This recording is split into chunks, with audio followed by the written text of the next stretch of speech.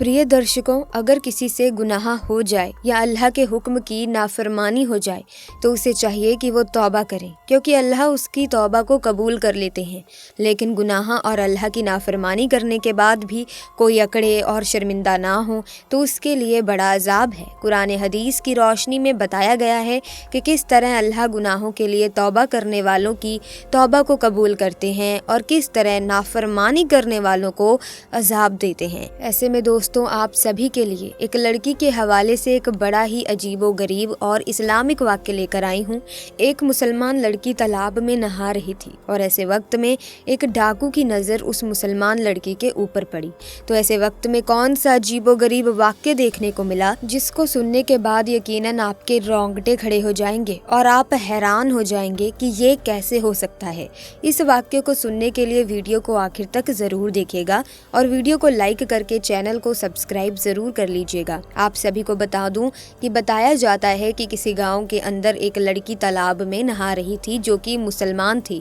वो लड़की बहुत ही ज़्यादा खूबसूरत थी और उसी गांव के करीब एक डाकू रहा करता था जो गरीब लोगों का माल लूटा करता था। और अगर गांव के अंदर कोई खूबसूरत लड़की उसको नज़र आती है तो उस लड़की को उठा लिया करता था। अक्सर गाँव के जो लोग होते थे वो अपनी बेटियों को घर के अंदर छुपा कर रखते थे, लेकिन ये जो लड़की थी ये किसी से डरा नहीं करती थी, यानी अल्लाह तबारक व ताला की जात के ऊपर मुकम्मल यकीन था इसे।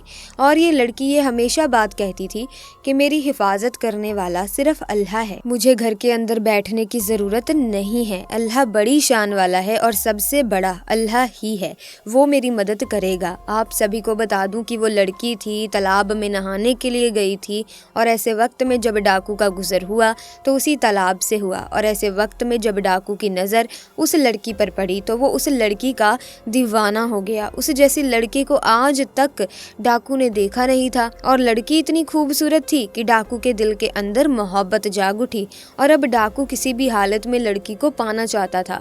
आपको बता दूं कि डाकू ने अपने साथियों से ये बात कही कि फौरन ही एक खत लिखो। खत लिखने के बाद उस लड़की के बाप के पास उसे भेज दिया गया। और दोस्तों, आपको बता दूं कि वो खत लेकर डाकू के जो साथी थे वो फौरन उस लड़की के घर पहुंचे और वहां जाकर लड़की के पिता को वो खत दिया। आपको बता दूं कि जैसे ही लड़की के बाप ने वो खत पढ़ा तो उसी वक्त उसके पैरों तले ज़मीन खिसक गई। यानी कि खत के अंदर यही बात लिखी हुई थी कि मुझे तुम्हारी बेटी बहुत ज़्यादा पसंद आई है, मैं तुम्हारी बेटी का दीवाना हो चुका हूँ, इसीलिए तुम आज रात अपने घर को छोड़कर कहीं और चले जाओ। मैं आज रात तुम्हारे घर आऊँगा और तुम्हारी बेटी के साथ रात गुजारूंगा, यानी तुम्हारी बेटी के साथ गुनाह करूंगा। और साथ में ये भी लिखा हुआ था कि अगर तुम छोड़कर नहीं गए तो ऐसे वक्त में मैं तुम्हारे खानदान वालों को कत्ल कर दूंगा। प्यारे दोस्तों, बाप ने जब ऐसी बात सुनी तो उसकी आंखों में आंसू आ गए और वो सोचने लगा कि अब मैं करूं तो क्या करूं। मेरे प्यारे दोस्तों, अब मैं आप सभी को बता दूं कि ऐसे वक्त में उसके दिल में ये बात आई कि हमारे गांव में एक सरदार है, ये हमेशा से हम लोगों की मदद करता रहा है, क्यों ना इस बार जाकर उससे मदद मांगी जाए।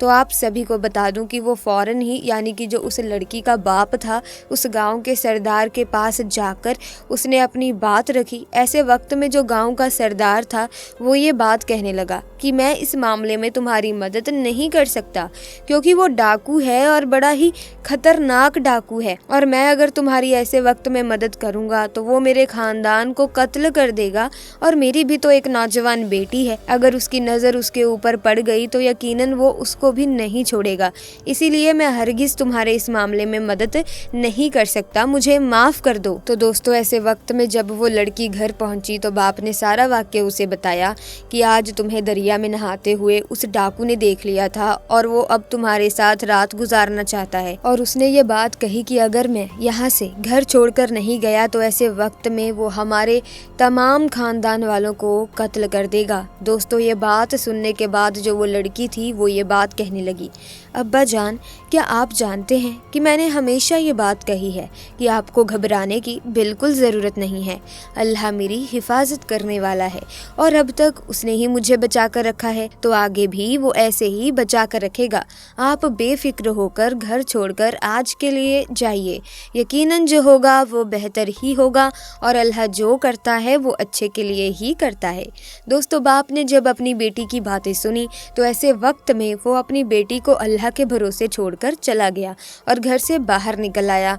आपको बता दूं कि जब रात का वक्त आया तो ऐसे वक्त में वो डाकू लड़की के घर पहुंचा और पहुंचने के बाद जब वो लड़की के करीब पहुंचने लगा तो ऐसे वक्त में बराबर वाले घर में एक लड़की कुरान मजीद की तिलावत कर रही थी और उसकी आवाज़ आने लगी, जिसका तजुर्मा ये था कि कोई मुझसे माफ़ी मांगने वाला है। मैं बड़ा ही करीम हूँ, मैं ही रहीम हूँ, मैं हूँ बड़ा माफ़ करने वाला।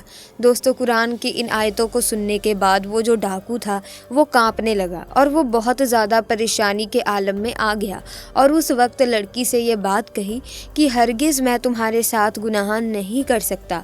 लड़की बात कहने लगी कि ऐसी क्या बात हो गई कि तू जो आज गुनाह करने के लिए आया था लेकिन तू किसी वजह से रुक गया। तो दोस्तों, ये बात सुनने के बाद वो डाकू ये बात कहने लगा कि मुझे अल्लाह का खौफ सता रहा है, यानी मैं इतना बड़ा गुनहगार हूँ कि आखिरत में मेरा क्या हाल होगा। अल्लाह तो माफ़ करने वाला है। मैंने अब तक जितने भी गुनाह किए हैं मैं सबसे तौबा करता हूँ और आज के बाद कोई गुनाह नहीं करूँगा, किसी का हक नहीं मारूंगा, किसी लड़की के ऊपर गंदी नज़र नहीं डालूंगा। दोस्तों, ये बात कहता हुआ वो फौरन ही वो घर से बाहर आ गया। डाकुओं के साथियों ने जब उसे ऐसी हालत में देखा तो वो हैरान हुए और ये बात कहने लगे कि आपको किस चीज़ का खौफ सता रहा है, आपसे तो दुनिया डरती है और आप किस तरह डर रहे हैं। तो उस वक्त वो डाकू कहने लगा कि मुझे किसी का खौफ नहीं है सिवाय अल्लाह तबारक व ताला के, जो बादशाहों का बादशाह है। मैंने आज सच्चे दिल से तौबा कर ली है क्योंकि मुझे मालूम हो चुका है कि अल्लाह बड़ा माफ़ करने वाला है, बड़े बड़े गुनाहों को माफ़ कर देता है। इसीलिए मैंने सच्ची तौबा कर ली है और आज के बाद मैं कभी भी किसी लड़की की तरफ गंदी नज़र नहीं डालूंगा और आज के बाद कभी किसी गरीब का हक नहीं मारूंगा। दोस्तों, इतना सोचने के बाद उसके दिल में ख्याल आने लगा कि अल्लाह तबारक व ताला मुझे क्यों माफ़ करेगा। मैंने तो गरीबों का हक लूटा है, तमाम जितने लोगों का मैंने हक लूटा है उन सब का सामान वापस कर देना चाहिए। और ये बात सोचते ही सबसे पहले उसके दिल में एक यहूदी तिजारती का ख्याल आया। यहूदी तिजारती ने डाकू को देखा तो ये बात कहने लगा कि अब क्यों आए हो, सब कुछ तो तुम लूट चुके हो और अब क्या मुझे भी लूट कर ले जाओगे। तो उस वक्त डाकू कहने लगा, हरगिज़ नहीं, अब मैं तुम्हें लूटने के लिए नहीं आया हूँ, बल्कि मैं जो तुम्हारा सामान लूट कर ले गया था वो तमाम सामान वापस लौटाने के लिए आया हूँ।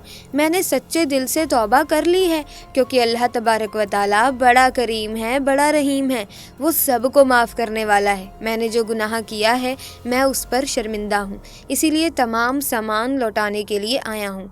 दोस्तों, जो ये यहूदी था वो फ़ौरन ही ये बात कहने लगा कि मैं तुम्हें तभी माफ़ करूँगा जिस वक्त तुम मेरा सामान लूट कर ले जा रहे थे।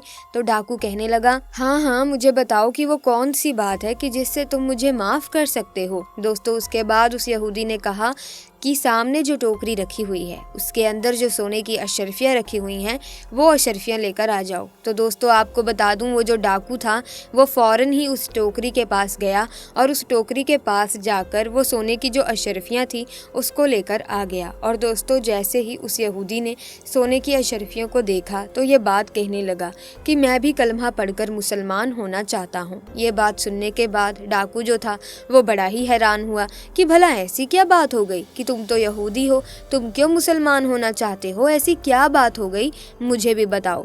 ऐसे वक्त में यहूदी कहने लगा कि दरअसल आखिरी नबी यानी कि पैगंबर हज़रत मोहम्मद सल्लल्लाहु अलैहि वसल्लम ने इरशाद फरमाया था कि अगर किसी शख्स पे अल्लाह तबारक व ताला राज़ी हो जाएं और उस वक्त सच्ची तौबा कर लेता है अगर वो शख्स, तो वो मिट्टी को भी छू ले तो वो भी सोने की बन जाती है। दरअसल जिस टोकरी के अंदर तुम्हें सोने की अशरफियाँ अशरफियाँ लाने को मैंने कहा था, उस टोकरी के अंदर एक भी अशरफियाँ नहीं थी। दरअसल उसके अंदर तो सांप रखा हुआ था और मैं तो ये जानना चाहता था कि अगर तुम्हारी तौबा कबूल हो चुकी है तो वो जो सांप है वो सोने की अशरफियों में तब्दील हो जाएगा, और अगर तुम्हारी तौबा कबूल नहीं हुई है तो ऐसे वक्त में वो सांप तुम्हें डस लेगा। प्यारे आका हज़रत मोहम्मद सल्लल्लाहु अलैहि वसल्लम की बात बिल्कुल सही साबित हुई, यानी कि तुम यकीन के साथ उस टोकरी को उठाने के लिए गए थे और अब उसके अंदर अशरफियाँ हैं। अल्लाह तबारक व तआला ने तुम्हारी तौबा कबूल कर ली है और अल्लाह नहीं चाहता था कि किसी भी तरीके से तुम्हें वो सांप नुकसान पहुंचा सके। अब इस चीज़ से अंदाज़ा हो चुका है कि अल्लाह तबारक व तआला ने तुम्हारे सारे गुनाहों को माफ़ कर दिया है, तुम्हारी तौबा को कबूल कर लिया है, इसीलिए मैं इस्लाम कबूल करना चाहता हूँ। तो दोस्तों इस तरीके से एक यहूदी ने इस्लाम कबूल कर लिया। दोस्तों जो सच्चे दिल से तौबा कर लेता है तो अल्लाह तबारक व तआला उसकी तौबा को ज़रूर कबूल कर लेता है और इसी तरीके से उसे माफ़ कर देता है। तो प्रिय दर्शकों, अगर आपसे भी कोई गुनाह हो गया है, कोई अपराध हो गया है जाने अनजाने में, तो आप अल्लाह तबारक व तआला से माफ़ी ज़रूर मांगें। कोई भी गुनाह करते हो तो उसकी माफ़ी ज़रूर है, लेकिन उसकी माफ़ी तभी मिलती है जब आप सच्चे दिल से माफ़ी मांगते हैं, अल्लाह तबारक व तआला को याद करते हैं, अपने गुनाहों से तौबा करते हैं और ये कसम खाते हैं, वादा करते हैं कि आगे से आप इस तरह का गुनाह नहीं करेंगे।